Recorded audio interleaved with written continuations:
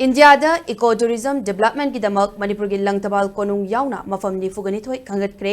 मणिपुर की पुआरी का sago नरकलाबा Imphal waste district की लंगतबाल एसी की मनुंग चन्ना मणिपुर यूनिवर्सिटी की मनुंग लेरिबा लंगतबाल कोनुंग असी इंडिया के मिनिस्ट्री ऑफ टूरिज्म की मखादा स्वदेश दर्शन स्कीम की मनुंग चन्ना challenge based destination development CBDD ना खंगतपदा यावरकिबनी हाइरिबा मफम असी eco tourism and Amrit Dharohar site category की मखादा टूरिज्म चौखट अंदुना सस्टेनेबल डेवलपमेंट लेनबा पाइखलक सेंटर की खोंथांग अमनी challenge based destination development CBDD initiative की मखादा spiritual tourism culture and heritage vibrant village programme अमदी eco tourism and Amrit Dharohar site हाइने कैटेगरी खाइदोक्तुना हाइरिबा मफम सिंह असी खंगलक्किबनी अवांग नोंगपोक की ओइना असम अरुणाचल प्रदेश मणिपुर मेघालय नागालैंड अमदी सिक्किम दगी मफम अम्मम याउरी।